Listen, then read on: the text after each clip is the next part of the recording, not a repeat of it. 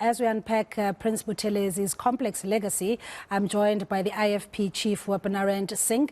Narend, thank you so much for your time. Good afternoon to you. Just looking at the legacy of Prince Mangosuthu Buthelezi, many saying that it is complex, especially if you take it pre-democracy during the violent and turbulent times of the country in the 80s and 90s. Good afternoon to you. Good afternoon to you, Cindy. Good afternoon to viewers. I see nothing complex. I've seen the word complex being used, but there's always two sides of a story. And I note, you know, in many of the news clips and the social media that they only talk about the one side. So I think the complexities must be weighed when we look at all the circumstances that prevailed at a particular time. But I can speak post-1994 because that's the period when I worked very, very closely with Prince Buthelezi as a member of parliament. And he excelled as a member of parliament in his contributions to the country and in his contributions to the very many debates that we conducted in parliament. Okay, let's just also just stay with the politics of the day, especially when it comes to a very volatile province like KwaZulu-Natal. Talk us through how Prince Mangosuthu Buthelezi was able to suppress political intolerance in the province to enable other players to also enjoy the landscape. Well, KwaZulu-Natal, I think you would know and your viewers would know, is one of the most diverse provinces in terms of political participation. And, you know, post-1994, there hasn't been any incidents of political intolerance. However, there's been intolerance within political parties, and we've seen a number of councillors and others that have been killed, and members of certain political parties being prosecuted and brought before the courts.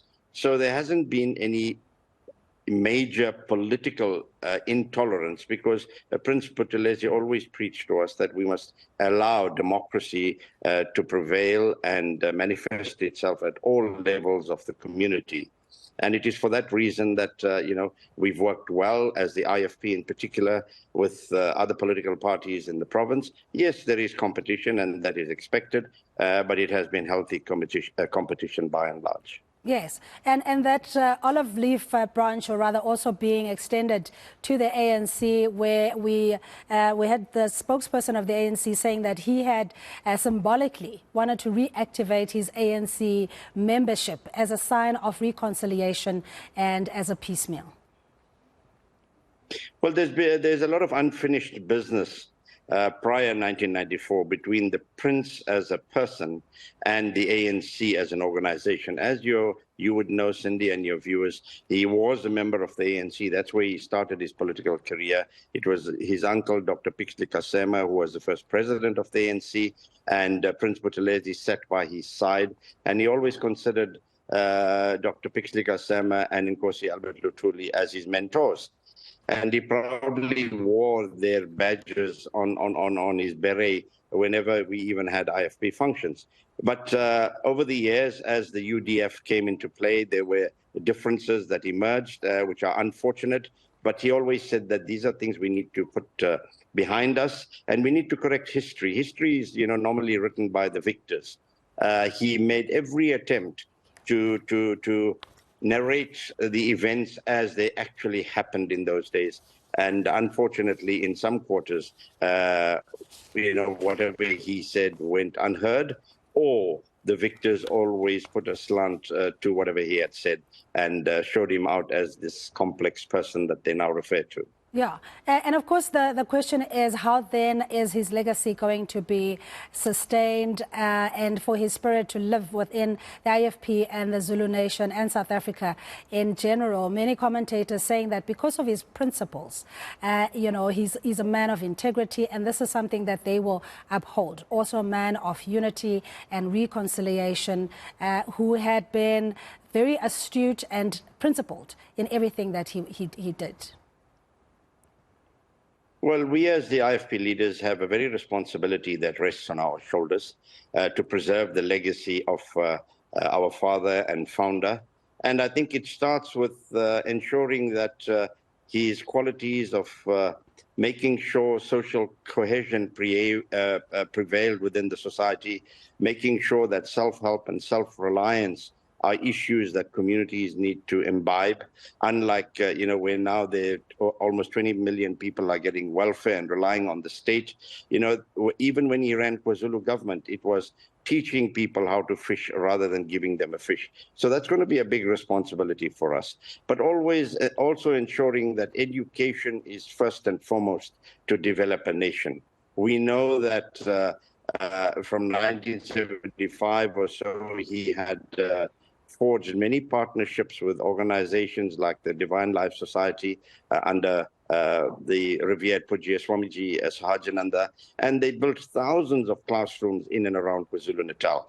And this was done on a run-for-run basis. So he believed in the community also participating in their own development. And these are things that we need to foster as we move forward.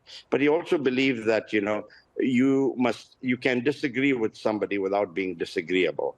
And these are things we'll have to learn on all sides of the political spectrum if we want to make sure that the dreams of having a constitution in 1994 is not only a political dream, but also a dream that ensures economic benefits for the society at large. And Narend, as you're saying, as we bid you goodbye, is that his legacy or the history of South Africa, particularly the fruits of democracy that we're enjoying, that history cannot be told and it will not be complete without the voice and name of Prince Mangosuthu Buthelezi.